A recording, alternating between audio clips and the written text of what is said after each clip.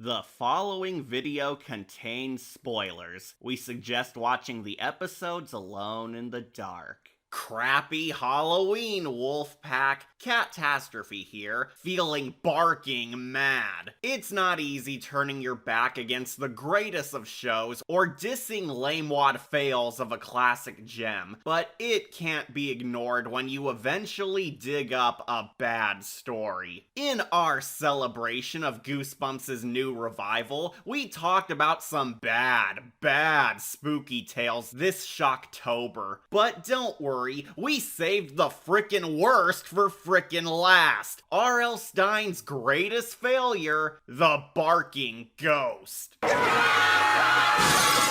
Oh, bow wow, is this one an infamous pug? Not only is this episode one of the most hated stories, one of ol' RL's weakest novels, another low point in the messy third season of the show, and a sign that Goosebumps could not do justice for every terror tale, but R.L. Stine, the creator of Goosebumps himself, actually has gone on record to say that this is one of his own most hated stories ever, which even he is personally ashamed of. Yes, no joke, no kidding around. The Goosebumps author himself actually tells folks that this story and Go Eat Worms are the two spooky tales he's personally ashamed of. So just a reminder, kiddies, this is the same guy who loved Chicken, Strained Peas, Goosebumps 2, and made multiple craptacular sequels for Monster Blood starring God's punching bag Evan Ross, but this is the one he's embarrassed by. Stine considers this and one other wormy book to be his true biggest disgraces. There are no words to describe how terrified I am to finally enter this doghouse. Stupid dog! You made me look bad! You want to know something worse? This adaptation was actually very faithful to the book and loyally recreated key moments right out of it onto the big screen, meaning that the showrunners are not entirely at fault for everything negative in this. This whole plot and script is 100% R.L. Stine's own writing, meaning he's the big one to blame. You're a fraud! R.L. Stine.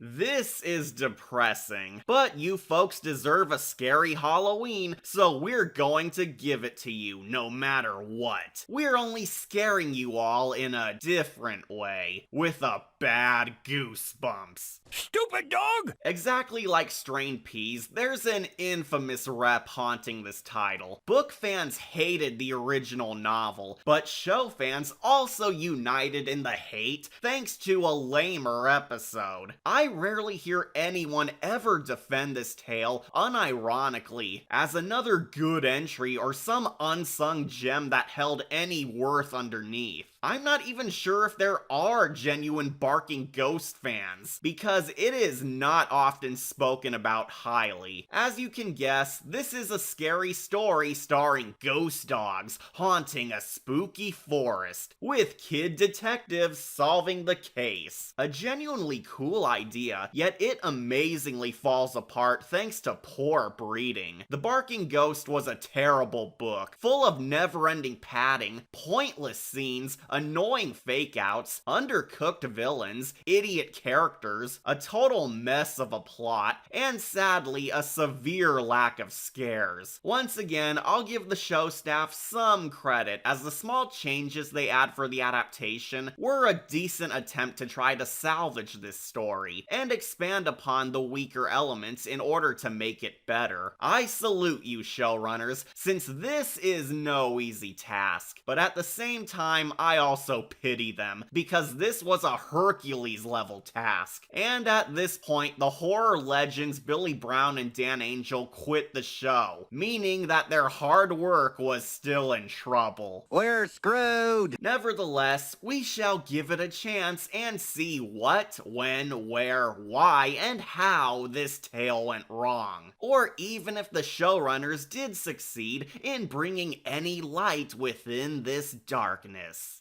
Not bloody likely. We all know this tale has a grim background, but have opinions changed over the years? Is this episode still as horrible as Stine claims? Can a cat somehow enjoy a dog's tale? Well, let's stop wasting time and find out. Grab your leashes and gold, cause we're entering the dark trees to see. This is our wacky review on the infamous Goosebumps animal frightmare, the Barking Ghost.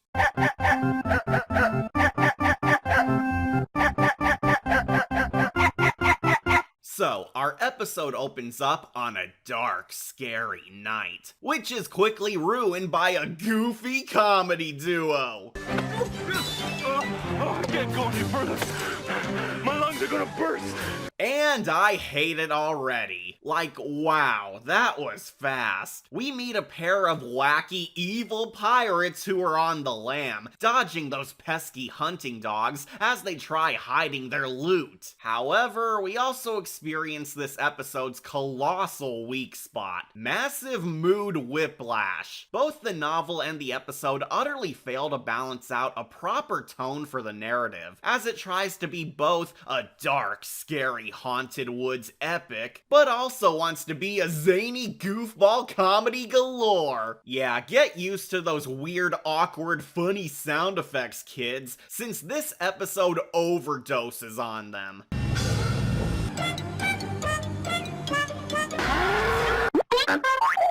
Wacky sound effect? Wacky sound effect? Wacky sound effect. Just thought I'd help set the mood. To put it bluntly, the first second of this tale quickly shows us that this plot is going to try to be a comedy without any good comedy, and a dark ghost story because the pirates, while hiding their swag at a mysterious tree, get mauled to death by evil dogs. Consistent tone, what's that? Yeah, this is as dead on arrival as strained peas is. Both the dark spooky story and the hilarious hijinks only work against each other, ruining either's chance of success. You never once feel scared because some dumbass Marvel humor shatters all sinister eeriness, but you also never laugh because the jokes are super juvenile or lame, or so bad they're scary. And what's worse is that Stine didn't even have this intro. The show staff themselves inserted it in, thinking it'd make the story better by having a unique prologue for the setup.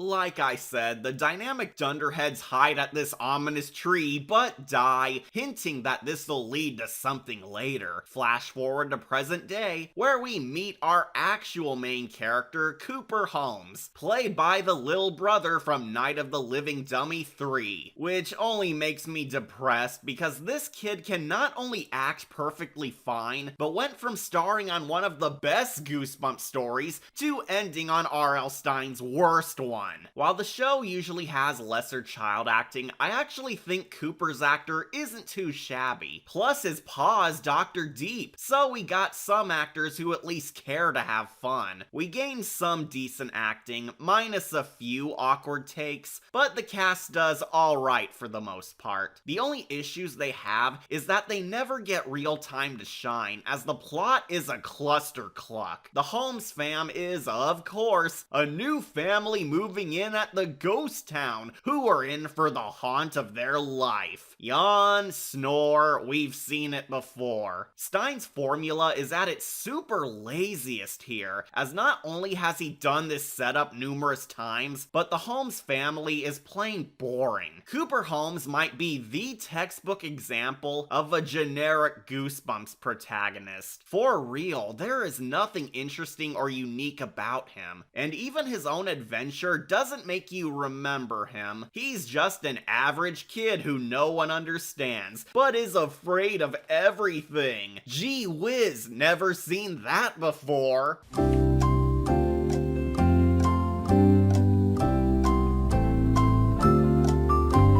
Sorry, Goose fans, Cooper is not awful, just ultra generic. Oh, but he is super afraid of dogs. You're the only kid I know could scare himself on Halloween. See, this episode takes place on Halloween, so it fits for us. Totally planned that. Bottom line, not only is the episode's tone a mess, but the cast is very forgettable. Only one does stick out, as when Cooper spends his first night in Lovecraft's woods, he's attacked by a wolf man. Psych, it's merely his generic idiot bully brother. Yep, Stine's trademark douchebag archetype is pretty much the only person with personality in these woods. But don't worry, he's also annoying as hell. What are you doing over there anyway? I was waiting, but it was worth every minute of it. Kill me. It's bad enough we have wacky sound effects, cringe unfunny comedy, blank sheets of characters, and Stine's bland formula on repeat, but the idiot bully brother is the cherry on top of this Shih Tzu sundae. The idiot bully's only here to score Cooper some sympathy points since he lacks persona. Guess the writers love to add annoyance onto our misery. Be quiet. This story also has a huge pacing problem, as the plot both rushes through a ton of stuff like the setup and nifty action, but also drag for far too long on the tension and goofy scenes, to the point where you can't even get a feel for things, like on the good tales. Usually in better Goosebumps episodes, there's intense buildup for the scares, and rapid energy for the over-the-top joy, but this fails at it due to the lame ideas and lack of a sense of adventure. Like the staff wanted to get this over with ASAP, but we do learn that Cooper lives right next to the cursed tree. What are the odds? This terrible tree is a dangerous landmark known as the Changing Tree, an ominous twilight zone with mysterious powers that can change the lives of those who intrude upon it. In the book, this thing was actually an old log cabin known as the Changing Room. It was the next door house close to the Holmes' home. I can only assume that the showrunners changed it to a tree because it was probably too difficult to construct an Evil Dead cabin from scratch. Money! Personally, I actually dig the tree idea, since it adds a very mystical vibe to this scary story, and makes the world feel more magical. Ironically, for a story featuring magic ghost dogs, it truly lacks some wonder, and larger-than-life concepts, even on the page. So the tree feels more fun. A nice idea, but alas, it's not enough to save this doggy-do. Cooper tries getting accustomed to his new digs, where he discovers dog tracks all around the yard, prompting him to prove they exist. I'm going to prove those dogs were really out here. Ooh, aren't you afraid you might really find him?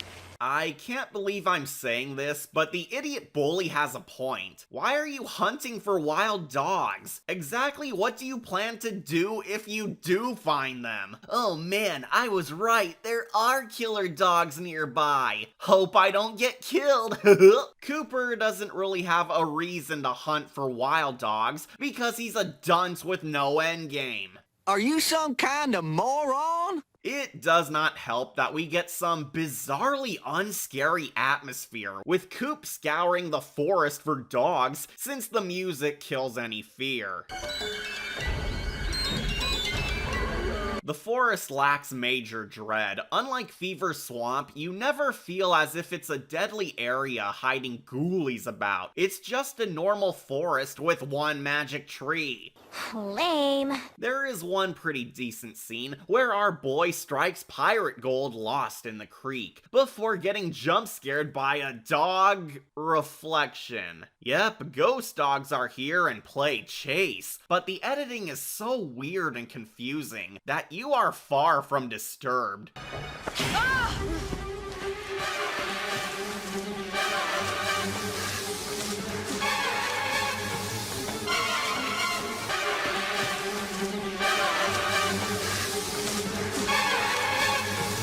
I don't know what the hell I'm looking at. Seriously, how did we go from epic Scooby-Doo chases to this Saw sequel crap? Coop jogs for a bit, only to get jump scared by a girl named Fergie, his new neighbor. Get it? Fergie's also a name for a dog!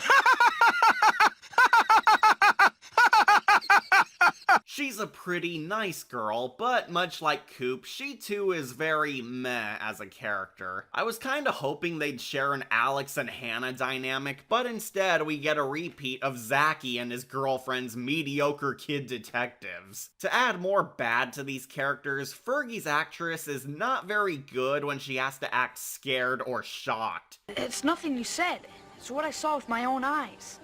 What?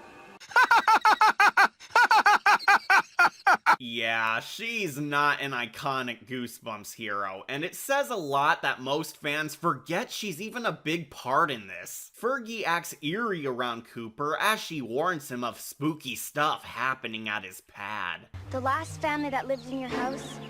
Well, one day they were just gone. No sign of the people or their dogs. Ooh, scary. She runs away for some reason, where he chases after her, only to find more evil dogs who chase him. I'll admit, the dogs do have some menace to them, and I'm not just saying that as a cat. The demonic ghost mutts are sorta hellhounds who haunt the forest, with their dark colors and angry faces, making them a tad scary. Since savage dogs are indeed creepy monster concepts, there's something plain wicked about spirit animals hunting you like predators that certainly forms a nightmarish image. A part of why they're scary is thanks to the unknown. Unfortunately, the plot does not take any advantage of them, and for as many nice jump scare moments they have, the film quickly deflates their menace when the plot shifts. In spite of having strong screen presence, the show's cheap production totally holds them back, as the pets simply cannot pull off all the outlandish imagery they had. Money! This is almost scary, but then the dogs stop chasing Cooper for no reason and give up. Stupid dog! And when Cooper warns his dad, Dr. Deep, about those scary wild dogs, he of course doesn't believe him. Wait, he doesn't believe his son on wild dogs? Is that really something too hard to believe? In this entire saga, we always get kids being dismissed for seeing monsters or supernatural atrocities, but wild dogs in the woods you live by is just too impossible? These woods are haunted.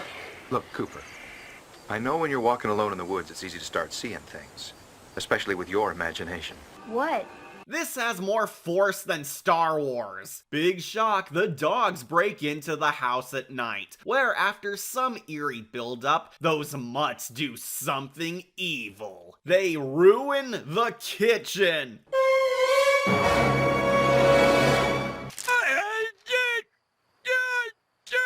Whoa, I haven't seen anything this nightmare-inducing since a snake demon moved the furniture. Aren't you kids so glad this episode came out before Horrorland? But then the Stupid dog! ambush him, where they do nothing and portal out. What? What the heck am I watching? Aside from the fact that our killer demon dogs have done nada to actually harm the Holmes fam, what's with the portal hopping? I guess you could argue that the ghost dogs are phasing through the walls like spirits, but the Sliders portal simply makes it so alien and funny. Cave Johnson must have lost his test subjects. Demand to see Life's manager! Oh, and to keep the cliche train a-running, Cooper gets in trouble because nobody believes him. Ooga booga booga! Well, if he's not going to do anything... The only bad things the dogs have done to this kid is fail to catch him and get him grounded for one day. This is so lame, and we haven't even gotten to the ghost's evil plan yet. What? Oh, but it gets better when we reach our first plot turn. Fergie lied about the haunting as she teamed up with idiot bully bro for pranking Cooper. Fergie. Good work.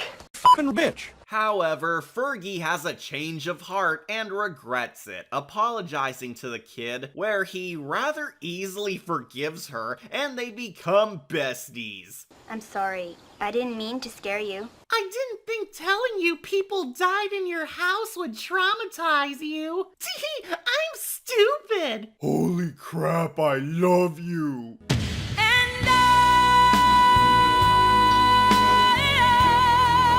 Move over, Buffy and Spike. You've been replaced. What? Okay, so this was a pretty weak reveal in the book, but I'm not mad at how Cooper easily forgives Fergie for gaslighting him and formerly dating his jerk bro. What does boil my piss is that basically half this episode is a big fake out. We waste so much time on this cheap misdirection that doesn't tie into the Ghost Dogs arc whatsoever, and it's a complete waste of time, since it's more of the idiot bully brother screwing with Cooper over an actual scare. The Fergie twist adds nothing. Well, that was pointless. What? Like I said prior, the plot's a mess, since we sacrifice loads of time on boring fluff over granting the supernatural more screen time. So now half the plot has been pissed away. Thanks. Cooper does inform Fergie that her tale holds truth, as there are real ghost dogs. He saw them. And halfway in, the real plot finally begins. Two buddies hunting ghost dogs. This actually could have been an uber cool adventure, like on Lights Out. But tragically, our show crew once more bite off way more than they could chew. And this pup grows barking mad. The duo, for some reason, go dog hunting at the dark of night, all alone without any weapons or safety gear. Sorry I'm late. My parents. Shh, my family might hear you 50 feet back inside our locked house. Cooper's not very bright, is he? Oh, but if the lame sound effects and comedy don't scratch that itch, we also get hilariously lame music. Once again, it sounds like it was for a radically different series in mind.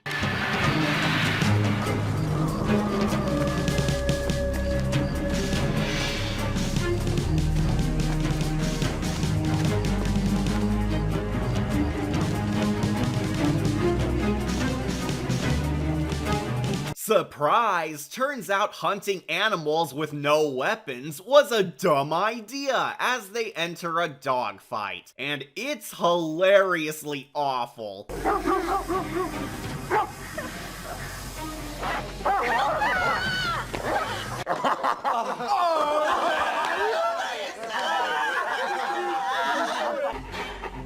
off me!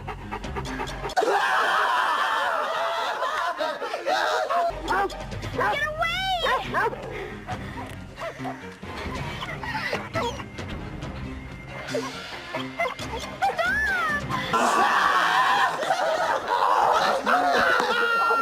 wow, I don't know what's funnier. The piss poor child acting, the low cringe fear factor, or the dogs gently tugging on their shirts to force them away against their will. Yeah, the dogs lightly nudge the children to follow them, but they have to pretend the hellhounds are tormenting them, and it utterly bombs. The show staff clearly couldn't have the kids smack the dogs like in the book, nor allow the mutts to brutalize the actors, so we get a super pathetic fight scene worse than the Book of Boba Fett. It's mega lame. Oh, but it spirals into absolute stupidity each passing second. The dogs gently drag them back to the changing tree, where for some dumbass reason they don't bolt out of there and trust the cute doggies now, where they look inside the magic tree only to suffer betrayal as the Stupid dog! mails them to Wonderland. These kids are so stupid, I'm embarrassed they're even in the same air as Carly Beth.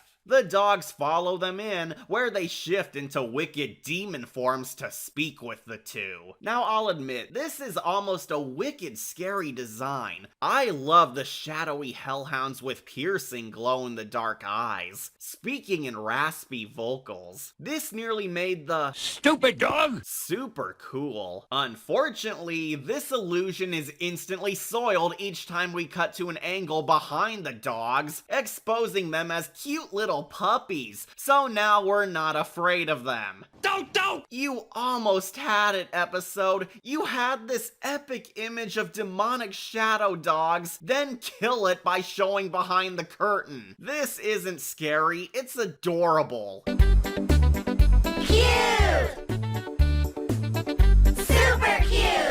But it's here where they unveil their evil plan. The ghost dogs are actually the sinister spirits of those two pirate buffoons from the prologue, trapped forever in the bodies of the guard dogs which killed them. The changing tree has the power to body swap anything which enters it, and when the mongrels jumped and killed them, it knocked them into the magic tree, where they were sent into the dog mines, while the mutts perished in their wounded corpses. Somehow they didn't become regular dogs or die of old age, but grew into powerful spirits haunting these woods, and have waited eons for new suckers to body swap with. Like these kids. Yep, the big twist is that this entire story was for a body swap arc, and the idiot villains are the barking ghosts, who seek an escape from their dark fate. What?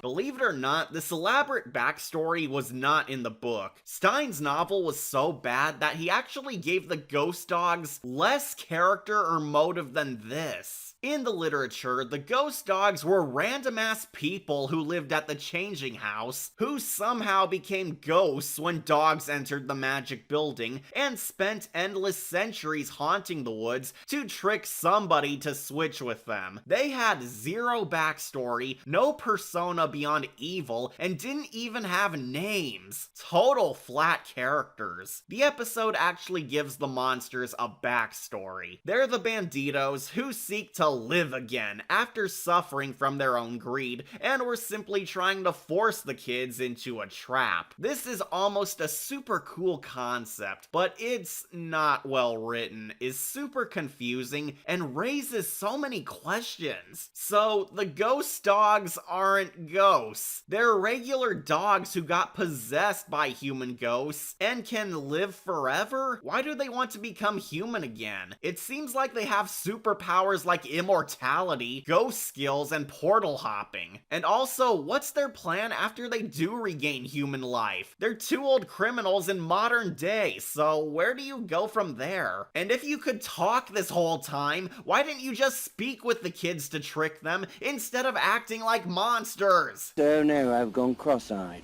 On paper, this twist could work, but the reveal of this is super convoluted and hard to follow. It would have made more sense if the ghost dogs were just ghost dogs, haunting the area to protect their dead owner's property like all those years ago. But nope, we have magic trees and body swaps. What? Stop spamming that racket! It's not me, you old goat! Yes? That's me! I'm over here. So the idiots switch bods where the criminals escape as human children, while our heroes become horribly dubbed puppers. Dogs! How did you say that? Your lips weren't moving. I don't have any lips. Oh, this is so cringy it hurts. Why do the kids do weird funny voices for the dogs? The villains didn't do that, and their voice acting sucks so much. The show tries its best to make the dogs react like how people would, but it's pissed all over thanks to the painful humor. At this point, both the dogs and even the villains lose all fear by becoming embarrassments. Oh yeah, this scary story, which made the ghost dogs a dead serious threat, now is a wacky comedy in the grand finale of the kids losing their lives to psychos. What am I thinking now? Chicken salad, chicken pot pie, chicken wings. Listening to you two is more torture than a torture. Even the psycho villains are comedians now, because when they become the children and steal their lives, we get more cringe. Cooper, Fergie, what have you been doing? You're filthy. And use your forks.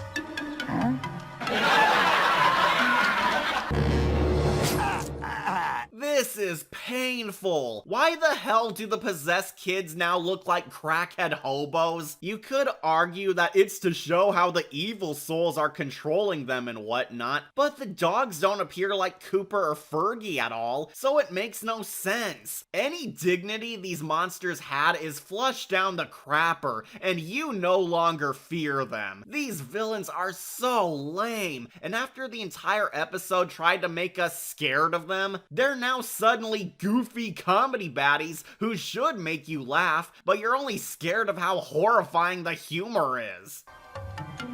Touch that, and you'll be drawing back a bloody stump. Cooper, what is wrong with you? Told me to use my fork. This is bad comedy. Oh, also, the first time I watched this, I thought the ghosts were actually going to use the new bodies to locate their lost gold. You know, the treasure they died trying to steal and was hinted at during the first act. But nope, it's totally forgotten and goes nowhere. Well, that was pointless. I hate this episode because this is when it died. You took a cool concept for a ghost fable and decided to spin it into a zany comedy. What the heck? Oh, by the way, this body swap conflict is only now taking place in the final 5 minutes of this episode. Yeah, the true dilemma has just started in the final act of this short story. For 5 minutes! Just like the Blob, there is no time to get into this insanity, and the plot now speedruns through everything faster than you can understand it. Doesn't that make you appreciate the lack of breathing room? Naturally, the dogs must swipe their bodies back from the baddies, but they lose control of themselves thanks to their animal instincts and turn feral? Wait, what? The kids are losing their minds and becoming real dogs? How does that work when the villains, who've been stuck as canines for centuries, never displayed any signs of losing their minds like they are? Great continuity! Can you believe Stine hates this story? This is lousy writing. The kid dogs ruined dinner, proving that they aren't ghosts and were real after all. Yeah, the barking ghosts are also not even ghosts. They're real dogs the entire time. Oh yeah. Oh, that's barbaric. Then the family tries to kill them where the mutts retreat. And no foolin', the kids hunt down the mongrels to slay them while the parents stay back to cry. Yes, really, the frickin' children hunt down wild dogs to save their home while the adults stand back and let them while they cower in safety. Goosebumps parents are the worst. Of course, this leads them directly back into the curse cursed forest, next to the changing tree. The villains are so stupid that they actually go back near the place that doomed them to silence those pups, and our heroes actually beat them with the exact same trick they did by shoving them back into the tree where they win their bodies back.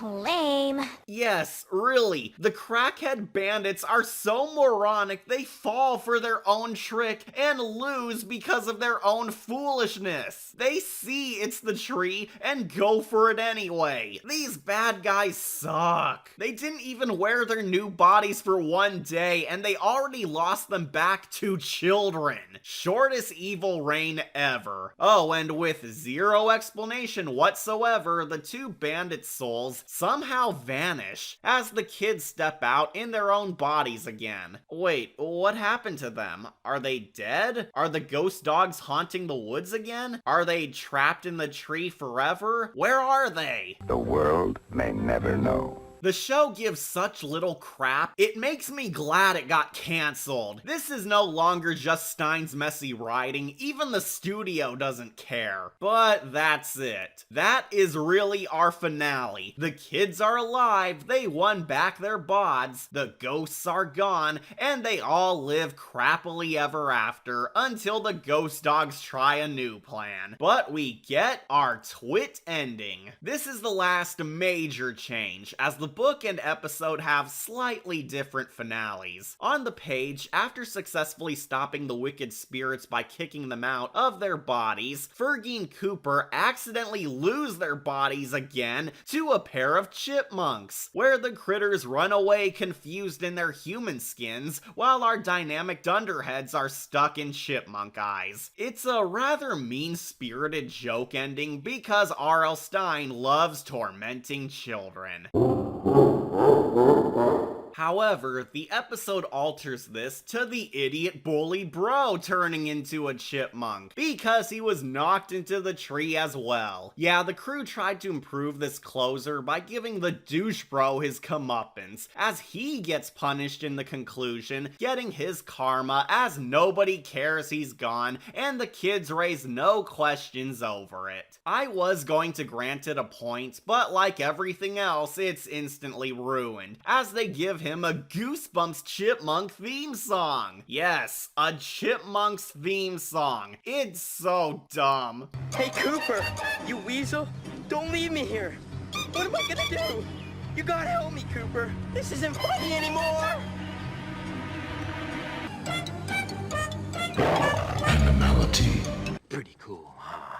Shut up, Nightwolf. Anywho, that's the end of the infamous Barking Ghost. And it is dog shit of the highest crap. What the hell happened, Goosebumps? This episode sucks.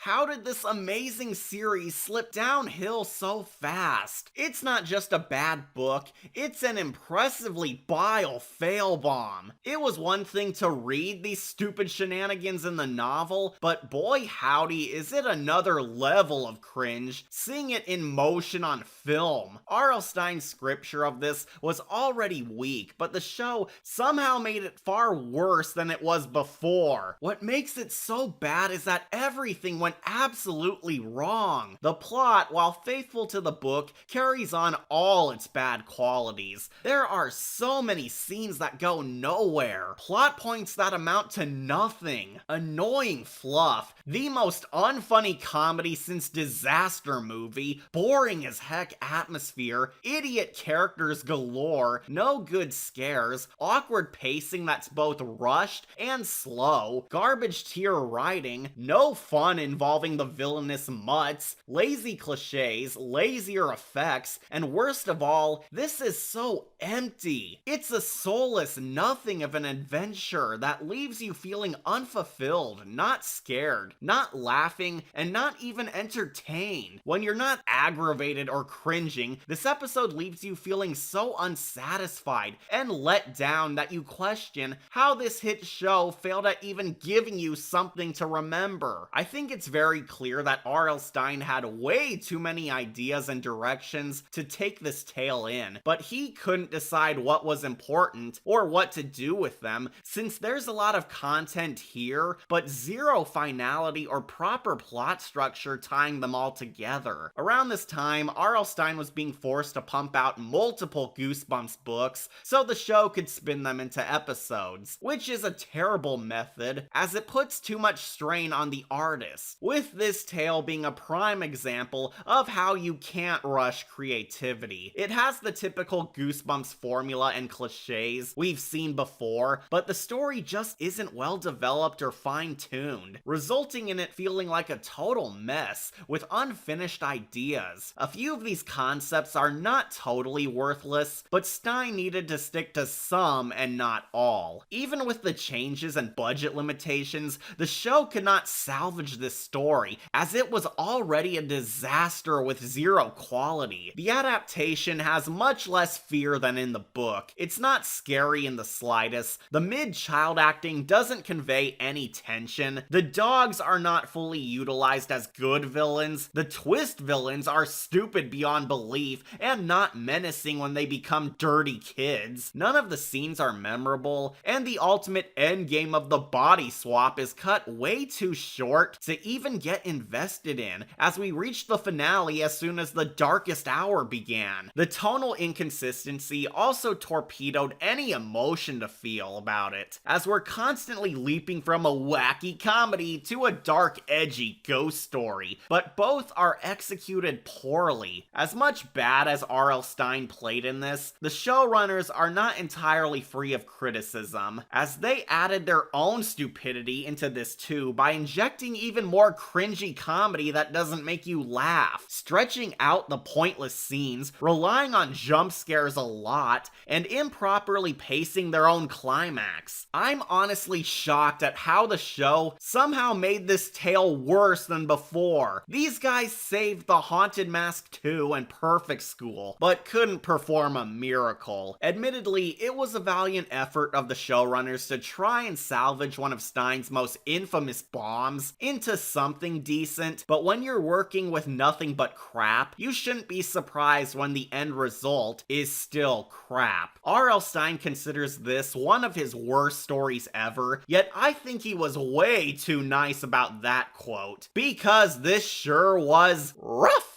I grant this doggy-doo a decayed skull, and no recommend. When the story's so bad that even the creator hates it, you know that says a lot. The barking ghost is indeed a bad dog. But hey, what else did you expect from a cat watching a puppy tale? Happy Halloween.